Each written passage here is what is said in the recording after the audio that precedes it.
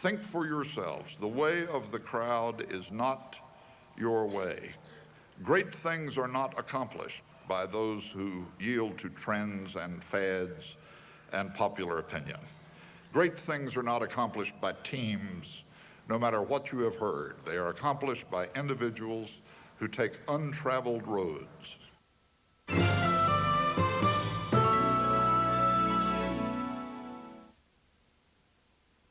The UNC Center for Public Television welcomes you to Asheville, North Carolina, for the University of North Carolina at Asheville's 1996 Commencement Address, presented by Charles Kuralt. I have the honor of introducing as our featured speaker a man who truly needs no introduction. Charles Kuralt is known to all America through his path-breaking work as a television journalist. His long-running On the Road reports for CBS News and his hosting of Sunday Morning from its inception in 1979 until his retirement in 1994 set admirable standards for the broadcast world. During his broadcast career, a career which spans most of the period for which television journalism has existed, he demonstrated a great gift for blending keen human interest with subjects of substance and importance. Although television in general sometimes falls short of its potential as a means of edification and improvement for citizens, the documentary productions of the major networks are surely the bright spots. And in creating that luminous part of TV's history, few figures have exercised an influence as beneficial or as significant as has Charles Kuralt. Mr. Kuralt is a native Tar Heel who has lived much of his adult life elsewhere, a good deal of it literally on the road. He has demonstrated, however, a deep sense of rootedness in his home state and has selflessly contributed his time and effort to advance the causes important to his fellow North Carolinians. Please join me in welcoming to our podium one of our state's most distinguished sons, Mr. Charles Kuralt.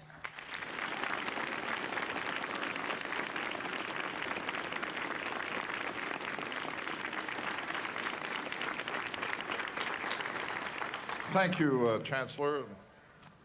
Ladies and gentlemen, congratulations to the class of 1996.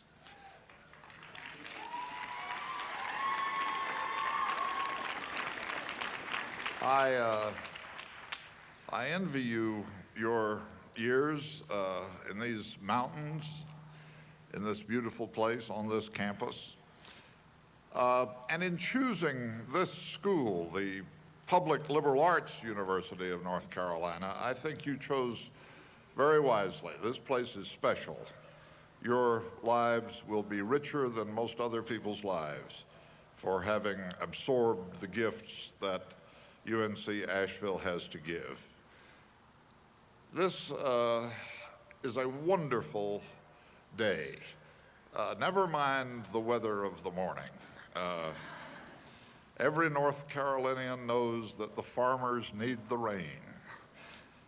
I never had a day like this myself to cap my own college career. I ignored the lesson which UNC Asheville teaches so eloquently, that the best education is a broad general education in the arts and humanities. Oh, I gorged myself in history and literature courses at Chapel Hill. I had great teachers. I loved what I was learning. But then in the final part of my senior year, I made the fatal mistake. I specialized. As editor of the Daily Tar Heel, I specialized in getting that paper out 6 days a week. To have time for this, I started dropping courses, one course after another, until finally I had dropped them all. I was the student editor, but I was not a student. Nobody noticed. Until they started adding up credits for graduation day and discovered that somehow I was a few credits short.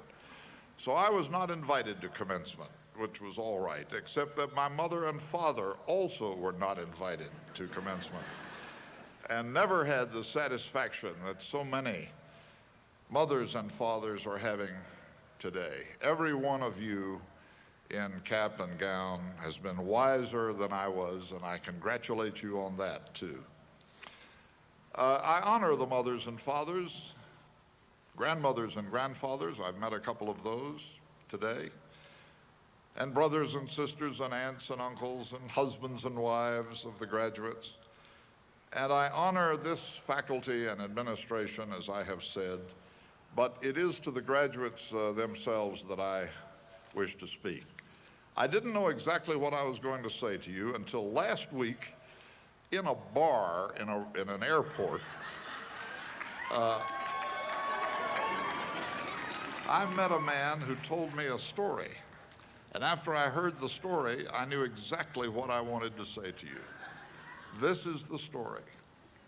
This guy said he went to dinner at the home of friends, a young couple, and he noticed that the wife who was doing the cooking cut off the ends of the pot roast and put them in the pot separately. He asked her, "Why do you do that?" She said, "Well, it makes the sauce richer, I think. It's the way my mother always did it." This fellow said he likes to cook himself, and he knew this young woman's mother, so he called her the next day. He said, "Why do you cut the ends off the pot roast?" The mother said, "It helps the roast cook more evenly, I think. It's the way my mother always did it." Well, as it happened, the grandmother was still alive, and the man knew her too, so he called her. "Why did you cut the ends of the pot roast and put them into the pot separately?" She said, "Oh, I had to. We never had a big enough pot."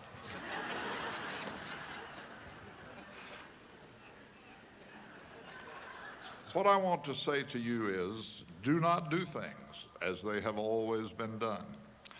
Our country very much needs a new generation that will think things through and do them differently. Invariably, in matters great and small, this means not going along with the general drift of public opinion. America is always in the grip of some national obsession which may be safely ignored. A religious revival sweeps the country in the early 19th century, which is why we have 11 or 12 kinds of Baptist church. Or all we care about at other times in our history is free silver or high tariffs or states' rights. When the greatest national obsession swept the southern states, the passion to be an independent and slave-holding country, which led to our greatest horror, the Civil War. The whole thing, you know, was opposed by North Carolina mountain people, most of them. They had no slaves. They had yeoman farms, and not very prosperous ones at that. And they couldn't afford to have the man of the house go off and fight a foolish war. And they didn't see much wrong with President Lincoln to begin with. After all, his mother came from here. The North Carolina mountaineers suffered for their beliefs. I'm not saying you don't sometimes suffer for independent thought, but at least they thought independently. And I have always felt the North Carolina mountain people have been inadequately honored for having been right all along. So that's your heritage, whether you know it or not. Montane semper libre. the mountaineer is always free. In my graduation year, the great obsession was anti-communism. Everybody competed to see how much against communism they could be, as if communism were some sort of threat to the way of life in North Carolina. It was discussed in the legislature endlessly. It was on all the front pages. This was harmful at the time, and in retrospect, it was silly, but it was the fashion, and everybody did it. Americans enjoy thinking of themselves as self-reliant and nonconformist, but in fact, the country is choking with conformity. An obsession of the moment is health. On the plane coming here, I was given a package of fat-free pretzels. Of course, fat-free pretzels are ridiculous. God did not make pretzels to be fat-free. Everybody on that airplane sat there meekly eating fat-free pretzels. And not one person stood up and said, "These pretzels taste like sawdust." I'm getting into dangerous territory. I know that Chancellor Reed's academic specialty is nutrition. But I charge fearlessly ahead. Because, as I said, it's you all I'm talking to. What are we having for breakfast? Bran flakes. Bran flakes with 1% milk. That is not breakfast. I feel sorry for you if you have spent 4 years in these mountains and do not know that breakfast is buttermilk biscuits with sweet butter and honey, country ham, ham gravy, grits, and eggs.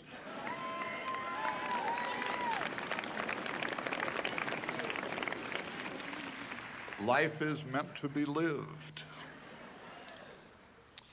Self-improvement has become a mania, as if bran flakes and Nordic tracks lead to immortality, and Stairmasters lead straight to heaven.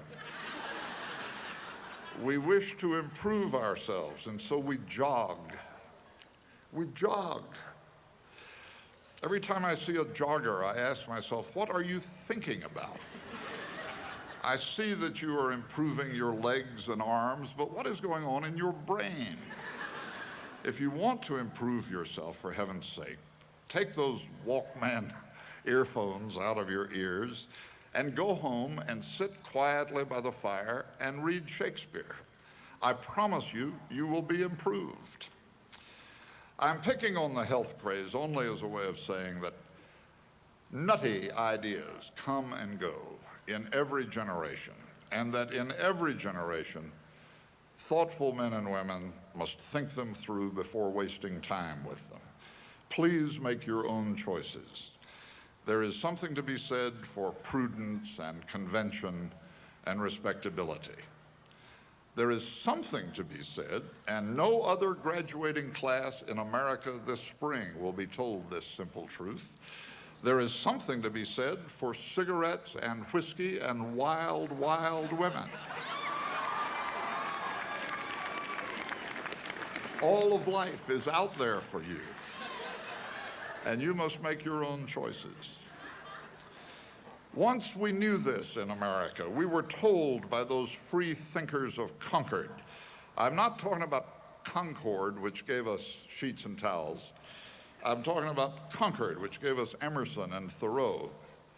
It was Thoreau who saw 150 years ago that most men lead lives of quiet desperation, and who wrote, "My life is like a stroll upon the beach, as near the ocean's edge as I can go." It was Thoreau, our genuine American philosopher, who defied authority and despised commerce, who went to the woods because he said, "I wished to live deliberately, to front only the essential facts of life, and see if I could not learn what it had to teach, and not, when I came to die, discover that I had not lived. Think for yourselves. The way of the crowd is not your way. Great things are not accomplished by those who yield to trends and fads and popular opinion. Great things are not accomplished by teams, no matter what you have heard. They are accomplished by individuals who take untraveled roads. I think back on our state and our nation as they were on my commencement day, that day that proceeded without me.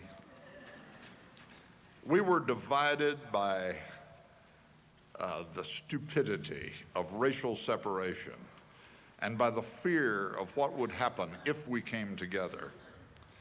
As for women, they could look forward to being nurses or teachers or mothers like their mothers. That was about all.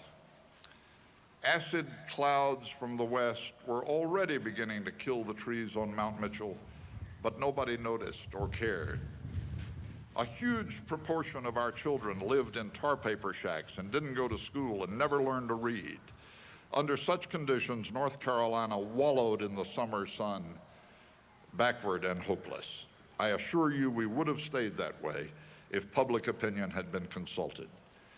Such progress as we have seen in North Carolina, we owe to a handful of men and women, an editor here, a teacher there, a social worker, a homegrown feminist, a civil rights activist, a bold environmentalist, all alone, each willing to see the truth and stick their necks out for the rest of us.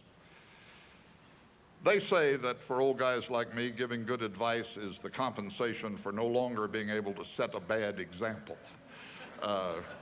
Maybe so, but I have really thought about this, and this is my best advice. Be kind to one another. Be tolerant. Read your Shakespeare. Come to realize that Beethoven's Ninth Symphony has even more to say outside of class than in it. But most of all, stroll on the beach as close to the ocean as you can. Do not cut off the ends of the pot roast without knowing why. Think your own thoughts. Go your own way. Bless you all.